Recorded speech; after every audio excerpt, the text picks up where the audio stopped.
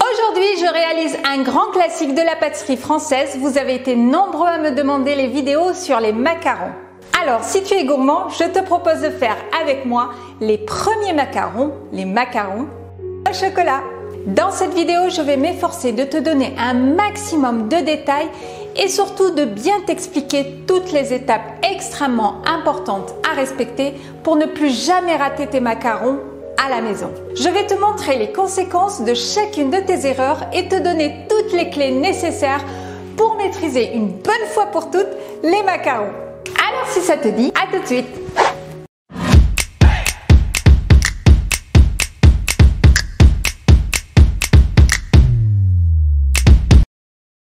Salut les YouPâtissiers, salut les YouPâtissiers. On vient de dépasser 40 000 abonnés en 12 mois seulement. Alors pour te remercier, je t'ai préparé un e-book gratuit avec 65 recettes de macarons à télécharger. Macarons à la meringue française, italienne, confit, ganache, crémeux et bien d'autres choses. Tout ce qu'il te faudra pour créer des macarons à l'infini. Tu trouveras cet e-book gratuit en cliquant sur le lien. Je te mets le lien en bas en barre d'infos ou tu peux également le télécharger sur ma bannière de ma chaîne YouTube. Et si tu es nouveau, tu es au meilleur endroit pour apprendre à faire de la pâtisserie française. Tu trouveras sur ma chaîne des conseils, des astuces, des recettes de professionnels pour apprendre les bonnes bases, progresser tout en t'amusant et gratuitement. Alors n'oublie pas de t'abonner et je te souhaite un bon visionnage. Avant de commencer la recette, prépare tout le matériel dont tu as besoin, ainsi que tous les ingrédients.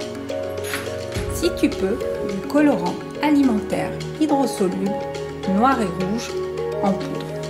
À l'aide d'un feutre noir, dessine sur le papier cuisson des ronds de 3,5 cm de diamètre et prépare une plaque de cuisson et de slipat. Si tu préfères la technique du sucre glace, prépare une douille ou un découpoir de 3,5 cm de diamètre et du sucre glace. Prépare un contenant large et profond et du film alimentaire. Tu peux utiliser un batteur robot ou un batteur à main. La technique est la même. Découpe le chocolat en petits morceaux et fais chauffer la crème.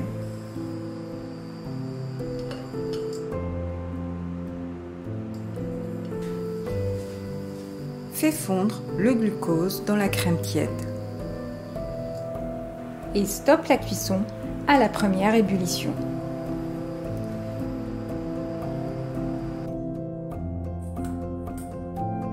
Verse lentement le mélange bouillant sur le chocolat haché. Mélange au centre énergiquement pour créer un noyau élastique et brillant. La texture s'épaissit et devient brillante. C'est le signe d'une belle émulsion. Incorpore le beurre tempéré dans le chocolat encore tiède.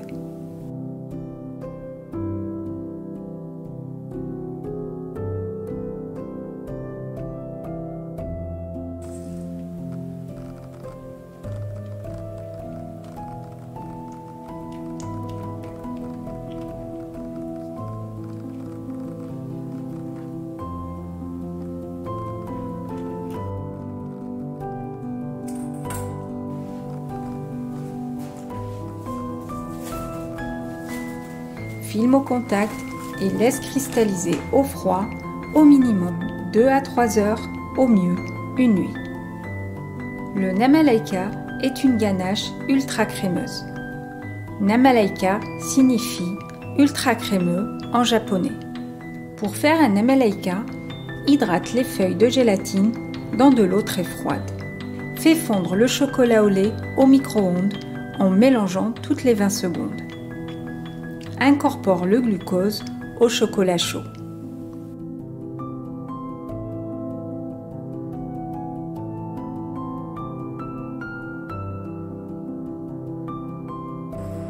Fais chauffer le lait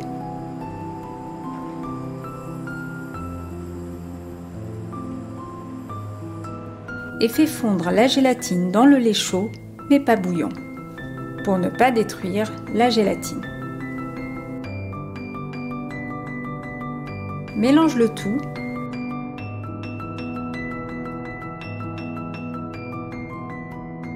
puis mélange au centre énergiquement.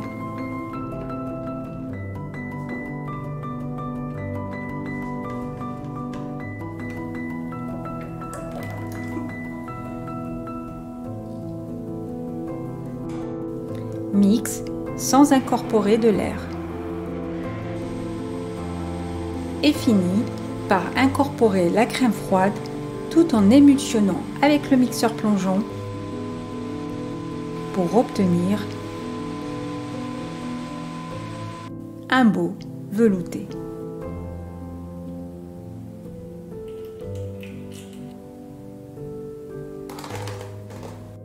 Filme au contact et laisse cristalliser au froid au minimum 6 heures, au mieux une nuit.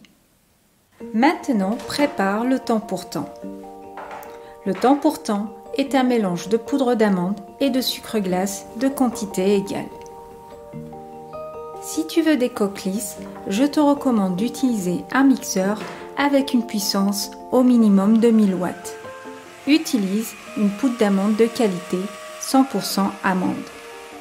Évite les poudres d'amande de mauvaise qualité, souvent mélangées à des graines comme le soja, et causent de nombreux dégâts sur tes macarons. Mixe les poudres en 2 ou 3 fois pour éviter de les chauffer et d'avoir une pâte. Pour une coque lisse, je te recommande de mixer et de tamiser en plus.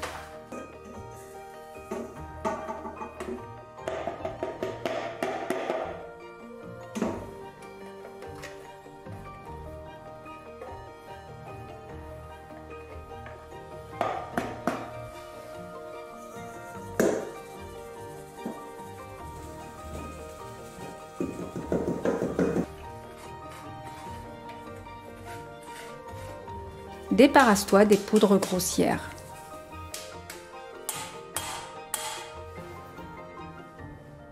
Tamise le cacao en poudre et mélange soigneusement.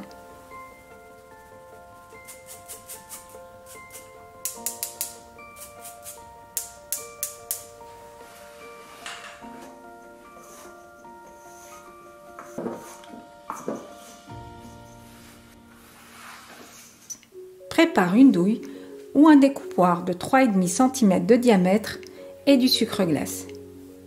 Dépose tout ce matériel à côté de toi ainsi que les colorants en poudre rouge et noir si tu en as. Vérifie que la douille que tu utilises est parfaitement ronde, car les douilles s'abîment avec le temps et peuvent déformer les macarons lors du pochage. Utilise de préférence des colorants en poudre hydrosolubles. Évite les colorants liquides qui liquéfient et modifient la structure même du macaron. Prépare une plaque et 2 feuilles de sile-pâte. Évite les feuilles de cuisson et les tapis en silicone de mauvaise qualité. Utilise des gants non poudrés. Prépare la feuille de papier cuisson si tu préfères cette technique pour pocher les macarons. Je te mets en lien tout le matériel nécessaire dont tu as besoin en barre d'infos pour faire des beaux macarons. Garde tout ce matériel, les ingrédients et le temps pour temps à côté de toi avant de commencer la meringue italienne. Pour éviter de perdre du sirop sur les parois de ta cuve, préfère le fouet de droite. Dépose le batteur et le thermomètre à proximité de la casserole dans laquelle tu vas cuire le sirop.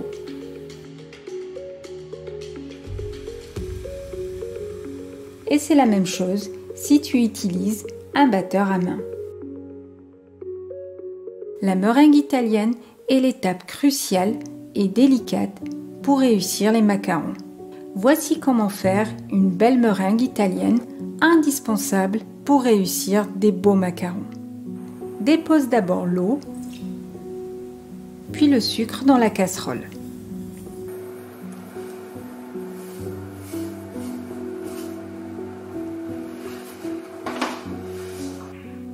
Dépose les 50 g de blanc d'œuf dans le cul de poule. Quand le sucre atteint les 111 degrés, commence à fouetter la meringue à vitesse moyenne forte.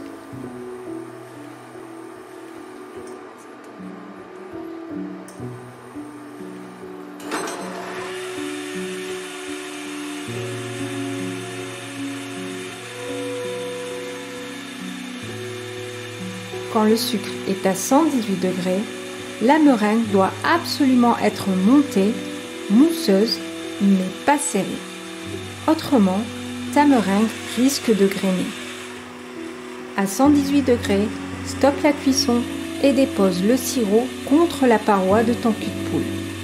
Et maintiens la vitesse moyenne forte.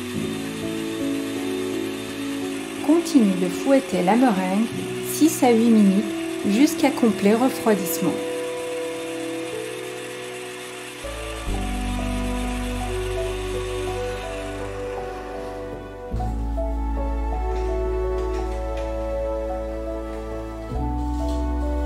Constate que la paroi de la cuve est parfaitement propre.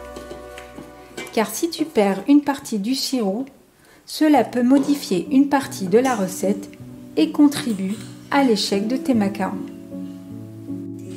La meringue doit être lisse, compacte, légèrement collante et former un joli bec d'oiseau, nécessaire à la structure même et le maintien de tes macarons lors de la cuisson. Sans cela, il est impossible de prétendre à la réussite de beaux macarons. Je te conseille fortement de t'entraîner à réussir une meringue parfaite avant de te lancer dans la confection des macarons. Car en cas d'échec, il vaut mieux perdre des blancs d'œufs et du sucre que de perdre une fournée entière de macarons.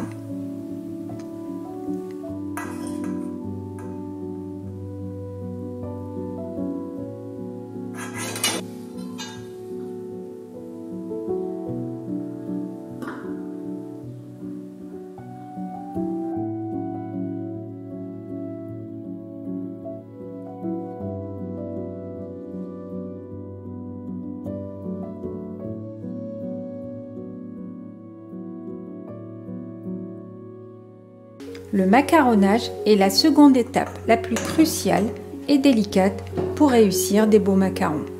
Mélange les 50 g de blanc au temps pour temps.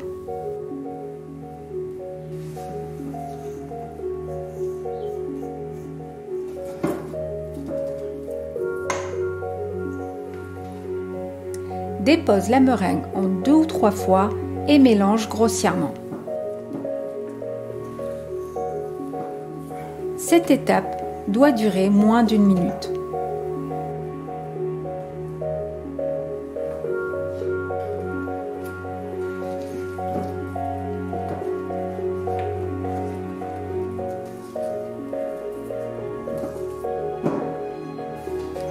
Récupère la corne, tu verras que c'est plus simple pour macaronner.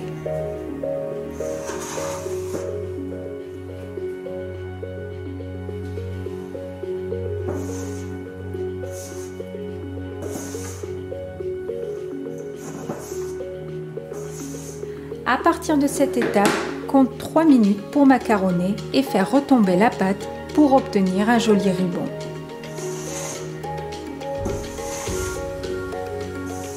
Fais ce geste 3 minutes, récupère le dessous pour l'amener au-dessus jusqu'à ce que la pâte soit complètement homogène, lisse et brillante.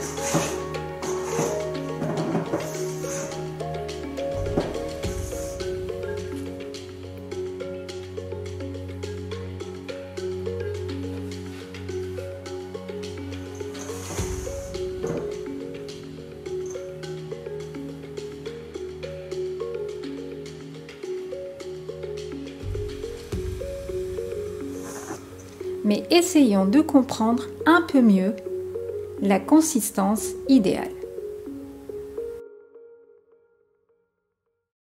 Voyons si tu as le sens de l'observation.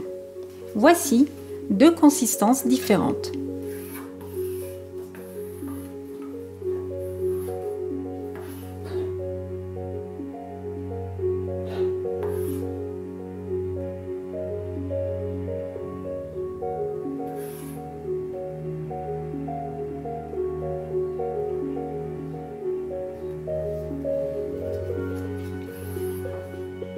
Vois-tu la différence ?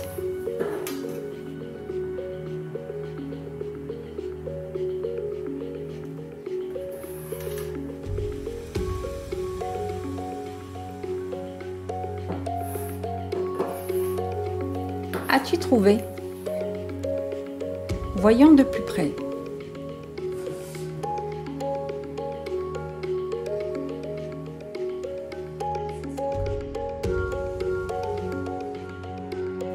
Et maintenant, toujours pas?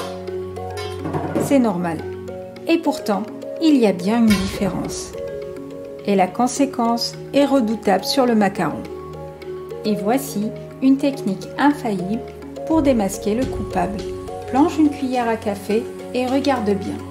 La pointe de droite disparaît instantanément. La pointe de gauche se maintient 1 à 2 secondes avant de disparaître.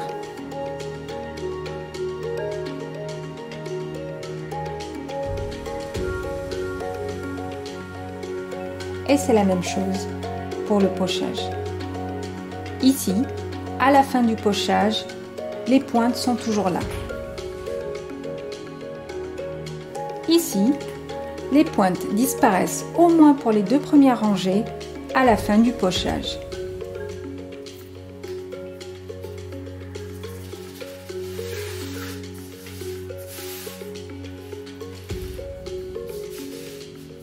Et voici la conséquence sur les coques à macarons.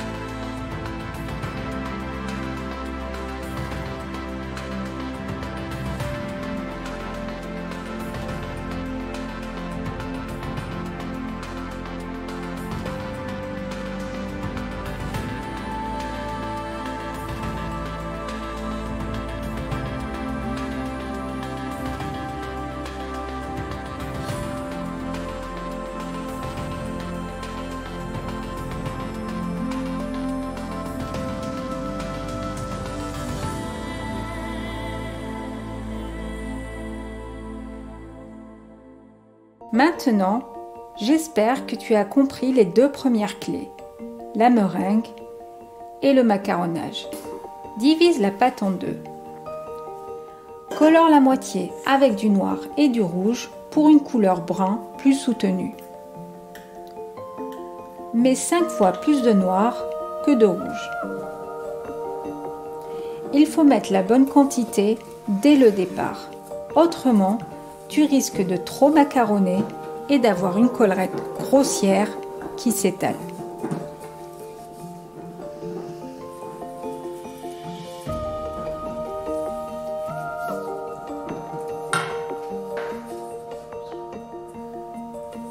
Avant de pocher, à l'aide de ta douille, dépose des rangs de sucre glace en quinconce sur ton cile-pâte. Cette technique te fait gagner du temps. Mais attention, débarrasse-toi bien du surplus du sucre glace pour éviter les surépaisseurs. Autrement, les coques risqueraient de pencher d'un côté lors de la cuisson. Sinon, utilise l'autre technique.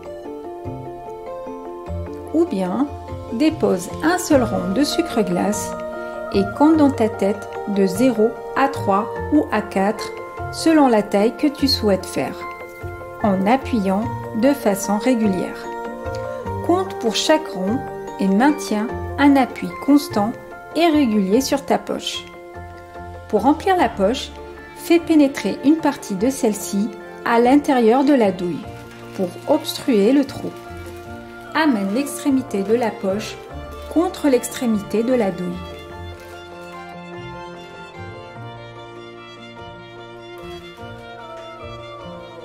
Serre-toi de ton index de la main pour remplir la poche.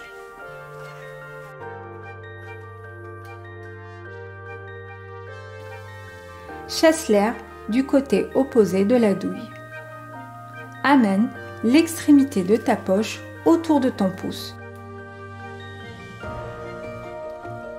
Et visse la poche et déboîte la douille.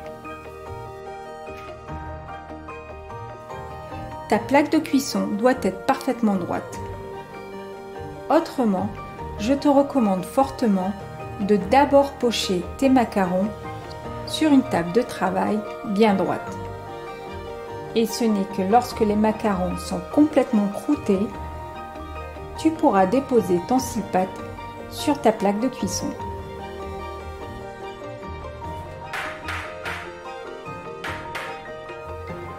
Saupoudre de cacao les coques de couleur plus foncée.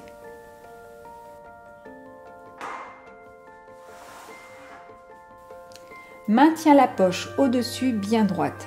Serre-toi de la douille comme un ciseau et coupe l'extrémité de la pointe avec un geste bref. Laisse croûter 35 minutes jusqu'à ce que la coque soit suffisamment solide pour protéger le macaron d'une éventuelle humidité qui pourrait facilement fissurer le macaron lors de la cuisson si tu ne respectes pas cette étape. Ouvre le four quelques secondes avant de mettre le macaron à cuire.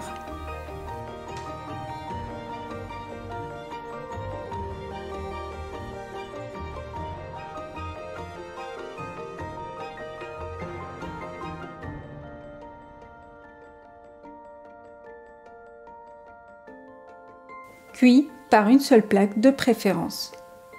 Et mets celle-ci au plus bas de ton four et règle le four sur la chaleur tournante. Et voilà comment faire des macarons parfaits. Après cuisson et refroidissement, le macaron doit se décoller parfaitement. Autrement, la ganache peut facilement pénétrer le macaron et l'humidifier.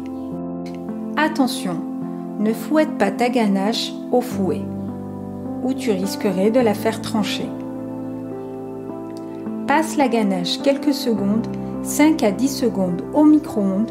Attention, appuie sur l'option décongélation. Mélange à la maryse jusqu'à obtenir une texture souple comme celle-ci. Dépose la ganache, puis finis par assembler le macaron.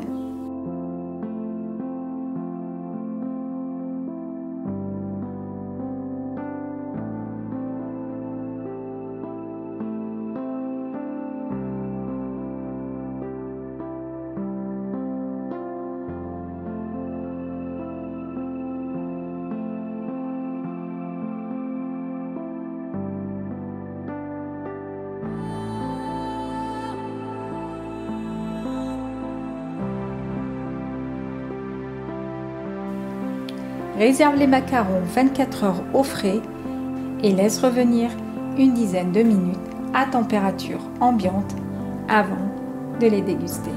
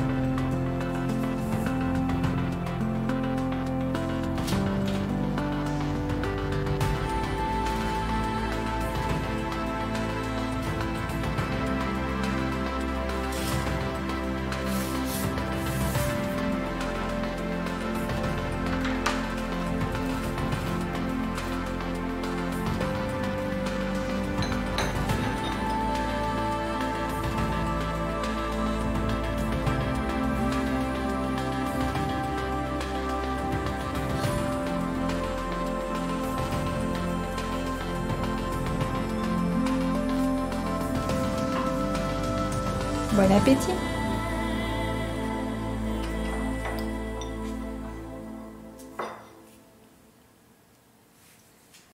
Voilà, j'espère que tu as aimé la vidéo et n'oublie pas d'aller télécharger ton bonus. Et si tu as aimé la vidéo, je compte sur toi pour liker, partager et cliquer sur la petite notification pour continuer à recevoir mes vidéos. Et surtout, ne te décourage pas si tu n'y arrives pas du premier coup, c'est tout à fait normal. Mais je suis sûre qu'avec tous ces bons conseils, tu vas y arriver bien plus rapidement que moi à mes débuts. Alors je te dis à la semaine prochaine pour une autre recette de macarons. Salut!